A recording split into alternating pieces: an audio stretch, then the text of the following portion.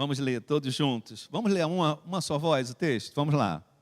Visto que nos foi deixada a promessa de entrarmos no descanso de Deus, que nenhum de vocês pense que falhou, pois as boas novas foram pregadas também a nós, tanto quanto a eles. Mas a mensagem que eles ouviram de nada valeu, pois não foi acompanhada de fé por aqueles que a ouviram. Pois nós, os que cremos, é o que entramos naquele descanso. Conforme Deus disse, assim jurei na minha ira, jamais entrarão no meu descanso. Embora suas obras estivessem concluídas desde a criação do mundo, pois em certo lugar ele falou sobre o sétimo dia nessas palavras: no sétimo dia Deus descansou de toda a obra que ele realizara. E de novo, na passagem citada há pouco, diz: jamais entrarão no meu descanso. Portanto, restam entrar alguns naquele descanso, aqueles que anteriormente as boas novas foram pregadas, não entraram, por causa da desobediência. Por isso Deus estabelece outra vez um determinado dia, chamando de hoje, ao declarar muito tempo depois, por meio de Davi, de acordo com o que fora dito antes: se vocês ouvirem a sua voz, não endureçam o coração. Que se Josué tivesse dado descanso, Deus não teria falado posteriormente a respeito de outro dia. Assim ainda resta um descanso sabático para o povo de Deus, pois todo aquele que entra no descanso de Deus também descansa das suas obras, como Deus descansou das suas. Portanto, ofereçamos-nos para entrar nesse descanso, para que ninguém venha a cair segundo aquele exemplo de desobediência. Pode parar aí. Esse capítulo começa com recomendações que a gente já conhece. Ele fala do temor e do perigo de se parecer com o povo no deserto. Do temor e do perigo de se parecer com o povo de Israel, abençoado, mas que não cria. Mesmo sendo abençoado, não cria. Sempre caminharam com um coração endurecido ou indiferente. E eles não entraram no descanso. Não entraram no descanso do exílio. Não entraram no descanso do deserto, dos anos do deserto. Não entraram no descanso de Deus. O autor dessa epístola fala de um povo que recebia, mas a fé não acompanhava os ouvidos. Era um povo que recebia coisas de Deus, que ouvia coisas de Deus, mas a fé não acompanhava o ouvido. Era um povo que não associava as promessas, coisas que eles viviam. Eles tinham dificuldade de associar promessas às coisas que ele viveu. Como a gente, que tem dificuldade de associar dificuldade com promessa, tem dificuldade de associar fé com promessa. Era um povo que não fazia boas associações. Nós somos gente do Evangelho. A gente é gente do Evangelho. Então, o que nós ouvimos tem que acompanhar a decisão que nós tomarmos. Eu vou repetir. Nós somos gente do Evangelho. A gente é gente do Evangelho. Então, as coisas que nós ouvimos têm que acompanhar as decisões que nós tomarmos. Nessa sessão, há uma comparação clara entre Jesus e Moisés, até para confirmar o senhorio de Jesus. E ele também compara quem entrou na terra com quem não entrou na terra. O povo do deserto foi livrado, O povo do deserto foi abençoado, os eleitos do deserto foram salvos, mas não usufruíram da terra prometida. Deixaram de usufruir do melhor de Deus. Então, sabe qual é a recomendação dessa carta? Não cometam as besteiras de Moisés. Não cometam as besteiras do povo. É possível herdar o céu e deixar de usufruir do melhor de Deus na terra. Presta atenção no que eu acabei de falar. É possível herdar o céu e deixar de usufruir do melhor de Deus na terra. Gente que tinha tudo para dar certo, mas abraçou a indiferença, a ansiedade, a desconfiança e a impaciência.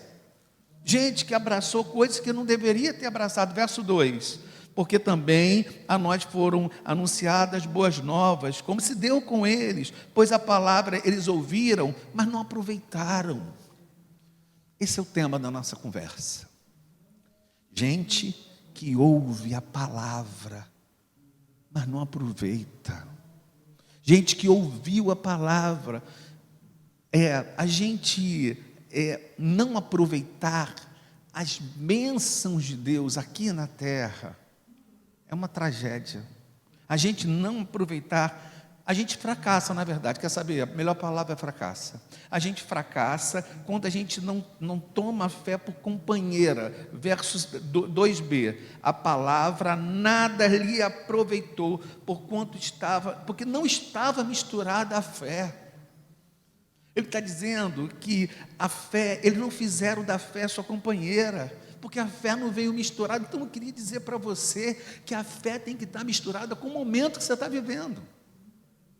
A fé tem que estar misturada com o projeto que você está idealizando. Você está idealizando um projeto por alguns anos. Você está idealizando um projeto profissional. Você está idealizando um projeto de família. Você está idealizando um projeto de ampliar o seu negócio, ampliar a sua casa, ampliar a sua família, ampliar o número de filhos, mudar de setor, mudar de profissão, fazer nova faculdade. A sua fé tem que se misturar aos seus projetos. O texto diz: eles não misturaram aos seus projetos a fé. Meu irmão, aquilo que você enfrenta tem que estar misturado com a fé que você traz. Aquilo que você ouve tem que estar misturado à situação que você vive. Você vem tantos domingos à igreja, aquilo que você ouve tem que estar misturado à fé que você traz. Nós fraquejamos na fé quando palavras não mudam decisões. Quando a palavra de Deus não muda decisão. Nós fraquejamos na fé quando a palavra de Deus não muda decisão. Alice segura na mão de Ario e fala para ele assim: não adianta, nada do que eu falo muda a sua decisão. Alice segura a mão de Ario e fala assim: nada do que eu digo, nada do que você vê para o seu próprio futuro muda a sua decisão no presente. É um filme. É chato.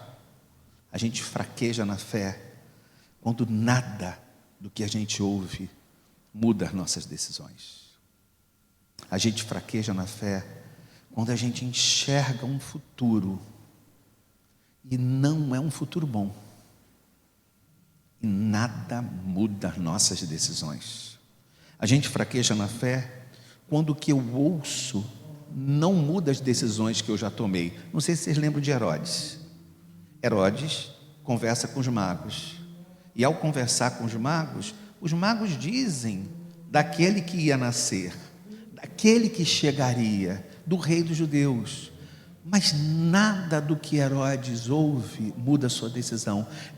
Os escribas dizem para ele que o rei dos judeus nasceria, mas nada do que ele ouve muda a sua decisão. Nós fraquejamos na fé quando eu digo o que não tem, quando o que eu digo não tem nada a ver com aquilo que eu vou fazer.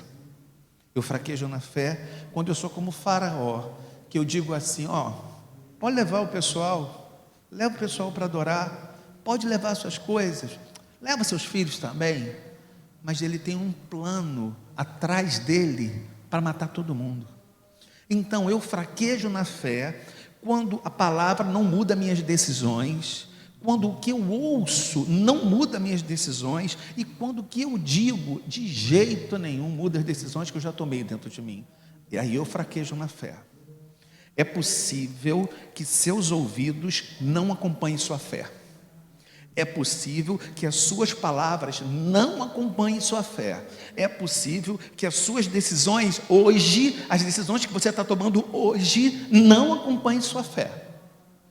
Então, verso 3, porque nós que temos crido, entramos no descanso. Sem fé, a gente não descansa a cabeça. Sem fé, a gente não desacelera. Sem fé, a nossa cabeça não para de conversar. Sem fé, a gente vai rachar. Eu estou atendendo um cara e ao atender esse rapaz, eu falei para ele, você me lembra um filtro de barro recebendo muita água. Você precisa de duas coisas, cara. Você precisa abrir a torneira, você precisa falar. Porque se você não falar, você vai rachar por dentro. Você precisa de fé. Porque sem fé, a gente racha de dentro para fora. Queria dar uma palavra para você nessa noite, dizendo que a gente precisa de fé. Porque sem fé, nada se conclui. Sem fé, a angústia continua. Sem fé, o medo continua. Sem fé, a culpa continua. Sem fé, o pânico continua. Sem fé, o diabo continua mais do que deveria continuar. Sem fé, as coisas não são pacificadas dentro de nós. Sem fé, a gente, na verdade, talvez seja um desses caras que não descansa. Você até foi batizado. Você foi batizado, mas o evangelho não tem proveito dentro de você. Mas a palavra não volta vazia. Sim, mas o evangelho não tem o proveito que deveria ter. Porque você não descansa. Sem fé, nós não temos paz com Deus. Sem fé, nós não temos a paz de Deus. Dá para explicar? Sim. Sem fé, nós não temos paz com Deus. Significa que a gente não se sente perdoado das cabeçadas que a gente deu nessa vida. Tem gente que errou muito. Você errou muito. Eu errei muito. Sem fé, a gente não se sente perdoado. A gente não tem a paz de Deus. Desculpe, sem fé a gente não se sente perdoado. A gente não tem paz com Deus. Não é que Deus não tenha paz com a gente não tem paz com Deus. Sem fé, a gente não consegue atravessar as tribulações em paz. Sem fé, a gente não consegue vencer sentimentos. Sem fé, a gente não consegue vencer ressentimentos. Sem fé, eu não tenho condição de suportar o improvável, o inusitado. Eu não tenho condições de suportar surpresas que a vida dá. Você queimaria uma Bíblia? Eu te passar o microfone agora. Acho que eu vou começar com a Cátia ali do lado do Zé. Será que você queimaria uma Bíblia? Sei, quem não entendeu? Você queimaria uma Bíblia? Pegaria as páginas, arrancaria e queimaria? Não, Rose? Não? Eu queimaria. Eu queimaria. Você queimaria, André, uma Bíblia? Não, o André também ficou com medo. É muito interessante quando eu pergunto as coisas à congregação, que a pessoa faz assim. Ele fez o sinal da cruz. Eu nunca vi uma pessoa responder com o sinal da cruz. O André responde com o sinal da cruz. Eu acho isso é fé, responder com o sinal da cruz. Gente, eu queimaria uma Bíblia, sim. Claro que eu queimaria. Se eu estivesse numa floresta com frio, não tivesse outra opção, eu queimaria a Bíblia. Claro que eu queimaria. Porque as promessas não estão num livro. As promessas estão dentro de mim. Elas estão escritas dentro de mim. A Bíblia é muito mais do que um livro. A Bíblia é a minha própria vida. A Bíblia está escrita dentro de mim. Então, se eu tivesse necessidade de queimar um papel, eu queimaria o que eu não posso. É fazer coisas sem fé, esquecendo as coisas que estão escritas na minha alma.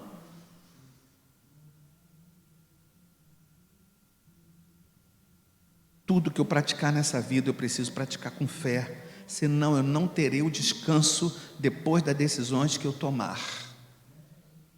Tudo nessa vida eu preciso praticar com fé, porque senão eu não terei descanso depois das decisões que eu tomar. Verso 3, nós, porém, cremos e entramos no descanso. Se eu não ouço a palavra, se eu não me alimento da fé, se eu não alimento a fé que eu tenho ouvindo, eu não descanso. Eu vivo um ciclo vicioso que me destrói a vida, que me destrói a paciência, que me destrói o ânimo.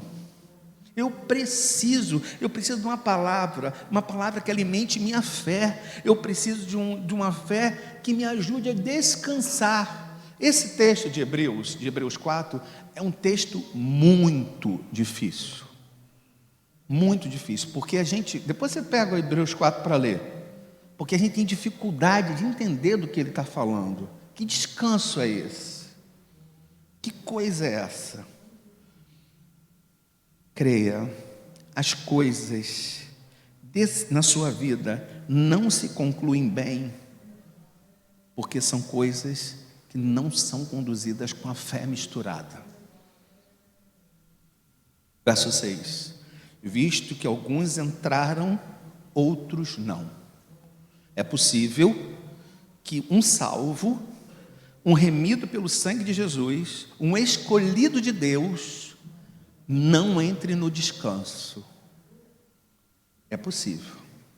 É possível que porque a gente não entende, mas é possível que alguns não entrem no descanso, vivam uma vida em tom menor,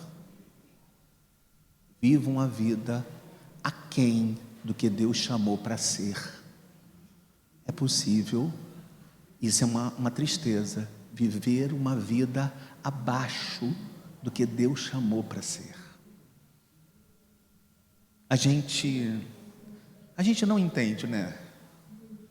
Como existem algumas pessoas que vivem sem Uber, que vivem sem celular, que vivem sem iFood, esse então não dá para entender, que vivem sem saúde, gente que vive sem Uber, sem celular, sem iFood, sem saúde. Como é que essas pessoas conseguem ter paz? Como é que elas conseguem ficar de pé? A resposta é essa: elas vivem de milagres. Chega de ter medo de morrer, chega de ter vontade de morrer. Você tem até crenças cristãs, mas talvez você não tenha fé.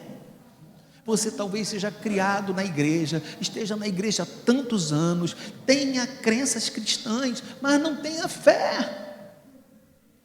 É possível que a gente tenha vivido um costume.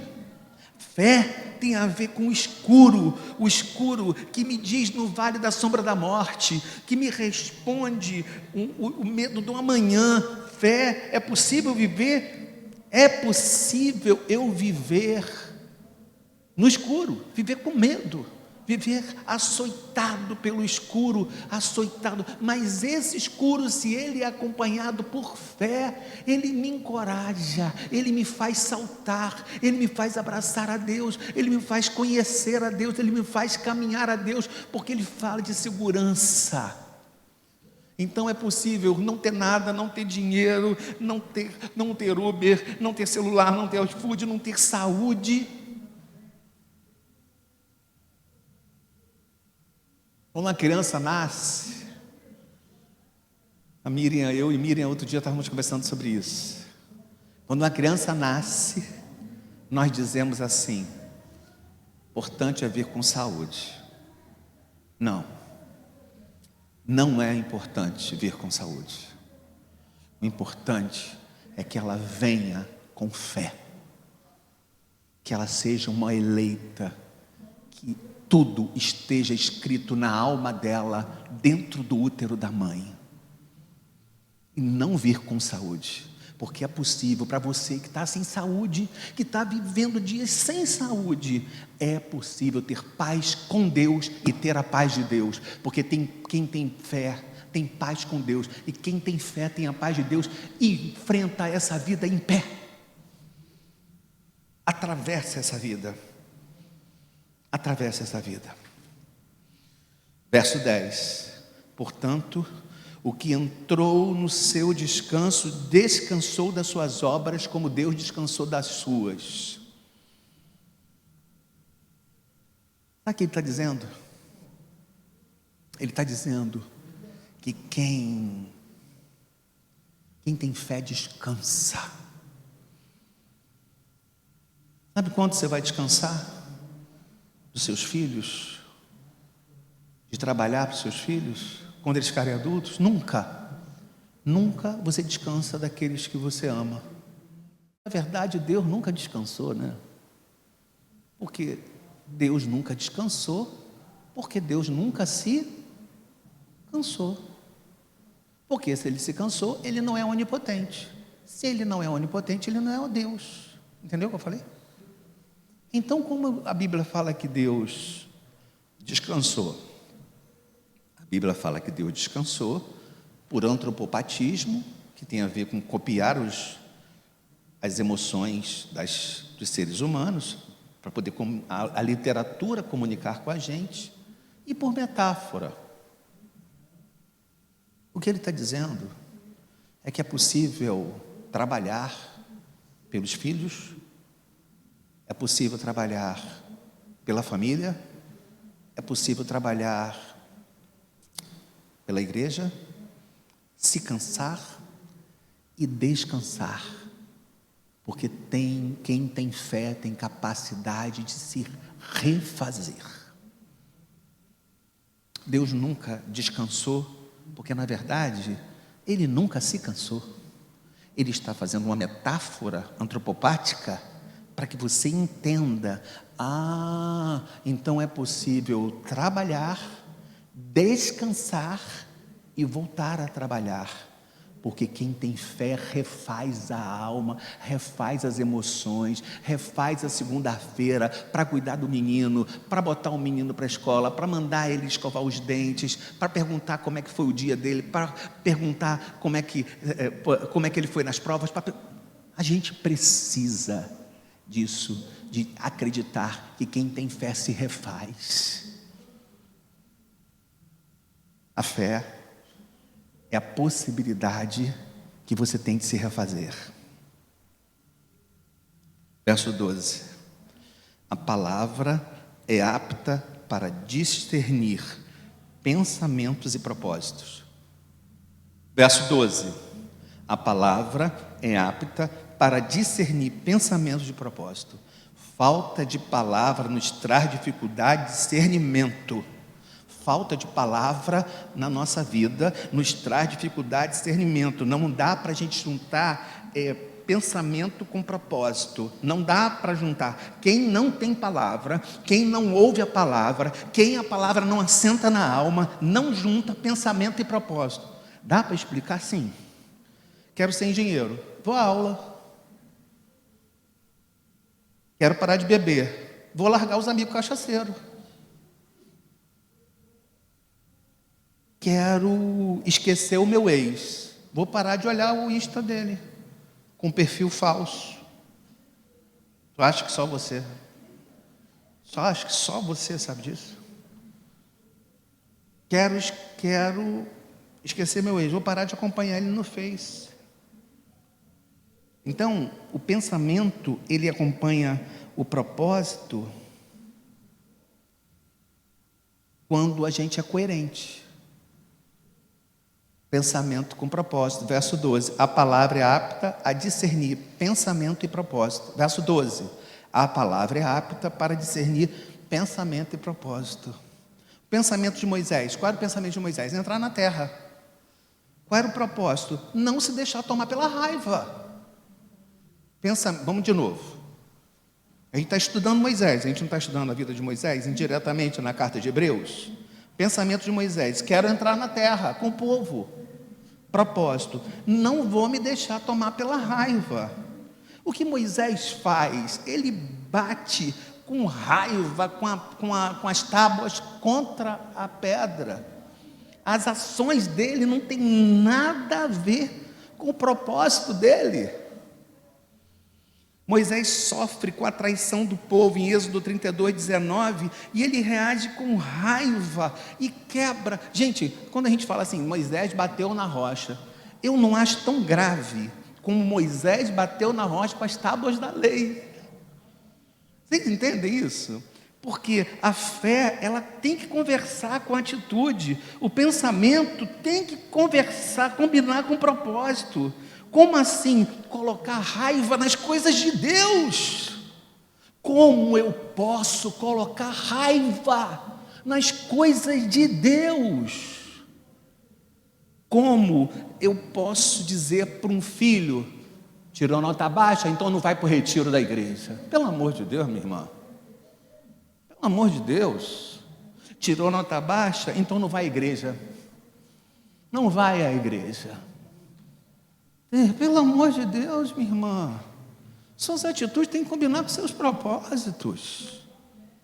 Nós temos que ser aptos para discernir, nossos planos têm que coincidir com as nossas realizações, e mais com as nossas ações prévias. Qual é a solução disso para a nossa vida? Está no texto. Acheguemo-nos ao trono de Deus. Qual é a solução disso? Acheguemo-nos ao trono de Deus, porque quem se achega recebe graça, porque quem se achega recebe misericórdia, porque quem se achega recebe socorro. Então não adianta viver uma tristeza e se afastar do trono de Deus. Não adianta você viver uma tristeza e se afastar do trono de Deus. Não adianta você viver uma tristeza com a família e se afastar do trono de Deus. Não adianta você viver uma tristeza com seus pais e se afastar do trono de Deus. Não adianta você ter uma tristeza com a igreja e se afastar do trono de Deus. Não adianta, em outras palavras, ter tristeza e se afastar da casa de Deus. Não adianta. Não adianta. Não se torne vítima do seu mal, porque o seu mal pode ser justamente a distância. Não se torne vítima do seu mal, porque o seu mal pode ser a distância. Cara, se tu bateu com o carro, se tudo deu errado, se tudo virou de cabeça para baixo, a gente não se afasta, a gente se aproxima. Cara, se tu bateu com o carro, se tu foi assaltado, se tu perdeu tudo. A gente não se afasta, a gente se aproxima. Assim que a vida é. Se achegue, seu distanciamento pode ser instrumento do mal que você hoje atravessa. Peça socorro ao trono de Deus. Nossa fé não é uma montagem de fatos. A nossa fé não é uma montagem de fatos. A nossa fé não é uma sequência de milagres. Nós vivemos de milagres, nós acreditamos em milagres, mas a nossa fé é mais do que isso. Nossa fé não é um Batman celestial, que você está num problema e ela desce de cabeça para baixo. Aqui quem desce é assim, Homem-Aranha, né? Eu acho que eu errei o super-herói. Eu acho que quem desce de cabeça para baixo do teto é o Homem-Aranha. Então a nossa fé não é um Homem-Aranha celestial que desce. Fé é uma coisa que a gente constrói e que ela não chega só no momento difícil da nossa vida. Porque a fé está para além das folhas da minha Bíblia. A fé está escrita na minha alma. A fé é coisa divina. Não tem suas raízes no tempo. A fé tem as suas raízes na eternidade. Se alimenta de pequenas coisas. E de pequenas coisas ela floresce.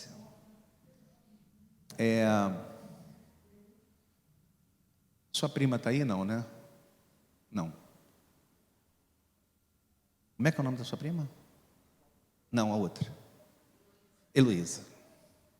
Heloísa não está aí não, né?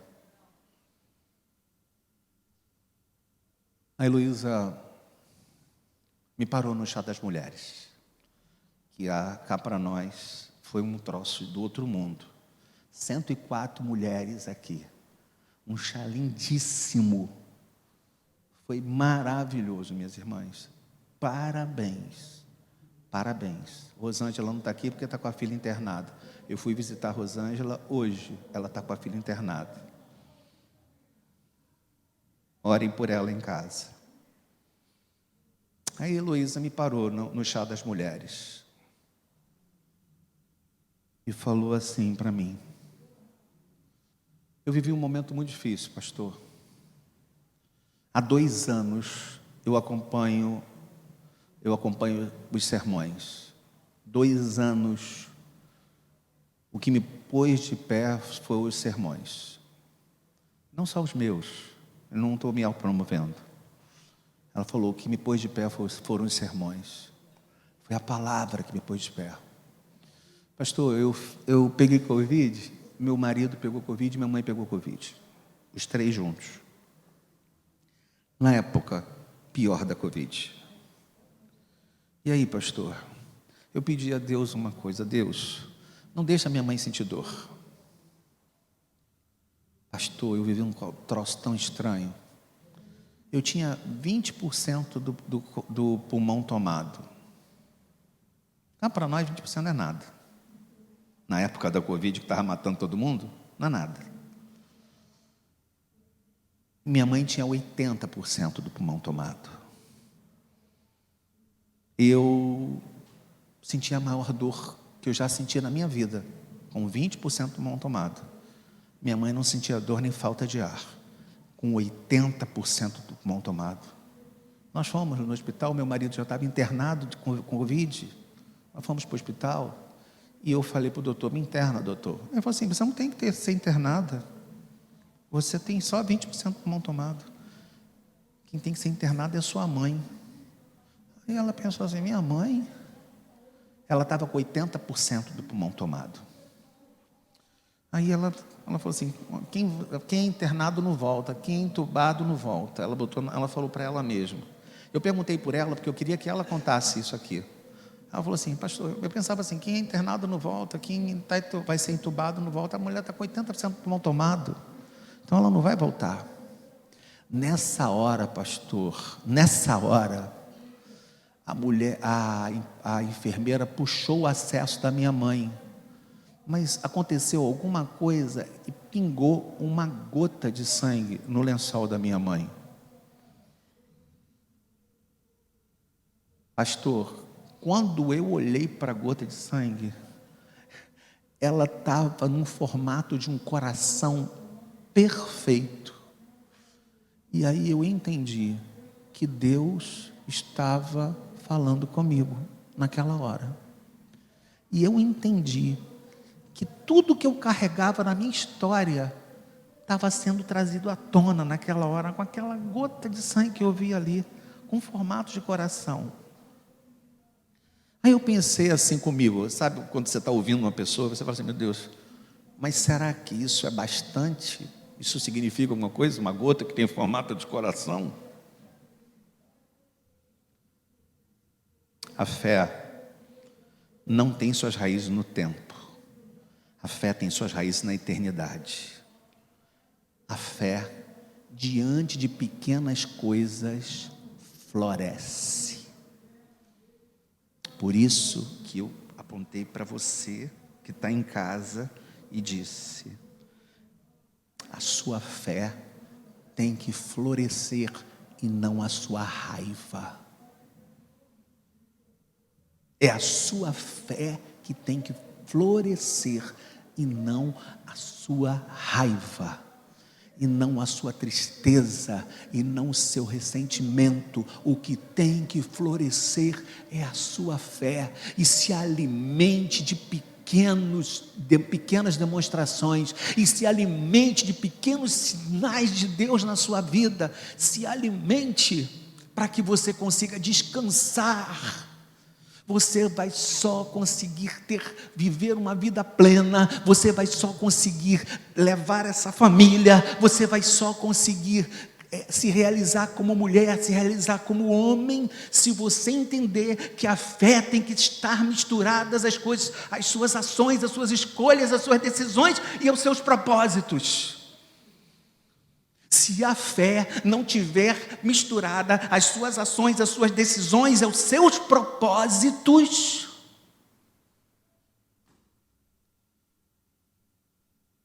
você vai viver dando um círculo, como o povo que poderia chegar em 2 meses e meio, e levou 40 anos para chegar. 40 anos, e assim mesmo todos morreram, menos Josué e Calebe. Não entraram no descanso, porque sem fé a gente não consegue descansar a cabeça. Entenderam? A minha fé está ancorada na ressurreição de Jesus. É ali que a minha fé está ancorada. Porque quando faltarem milagres, quando faltarem gotas que se transformam em coração, que invadiu o coração de Heloísa e trouxe tanta coisa que estava lá dentro à tona, quando faltarem milagres, o que vai aparecer é fé. Gente, fé não tem a ver com lidar com milagres. Não estou falando de heresia não, tá? Fé é exigida quando faltam os milagres. Quando os milagres não chegam. Quando as coisas não mudam. Eu preciso de fé. O meu trabalho é confiar em Deus. O meu trabalho é descansar em Deus. Porque se eu não conseguir juntar fé às coisas que eu vivo, eu viverei cansado e com medo do oficial bater na minha porta no dia seguinte. Eu viverei cansado e com medo da notícia ruim do meu filho chegar na minha porta no dia seguinte. Eu viverei cansado e com medo de abrir, chegar no trabalho depois das férias e ser demitido. Sem fé, eu viverei cansado. A nossa tarefa nessa vida, nosso maior dever é conseguir descansar em Deus. Deus te ajude. Deus te ajude a descansar em Deus. Deus te ajude a descansar a cabeça. Deus te ajude a descansar a cabeça. E Selma está aí, não? É isso. Às vezes, o que Deus quer de nós é que a gente consiga descansar a cabeça. Você me falou essa frase, eu nunca mais vou esquecer. Deocracino falou para você essa frase. A gente nunca mais vai esquecer de Selma essa frase. De Selma, às vezes é preciso descansar a cabeça. Não é? Eu levei essa frase. As pessoas falam as coisas para a gente acha que os outros não registram. Eu levei essa sua frase para a minha vida. Eu repito o tempo todo, para mim. É preciso descansar a cabeça. Vocês duas que trabalham com isso, é preciso descansar a cabeça. Ajudar o outro a descansar a cabeça. Você que vai ser pastor, antes de ajudar os outros a descansarem a cabeça, você tem que descansar a cabeça. Não é isso, reverendo? Que Deus nos ajude a descansar a cabeça.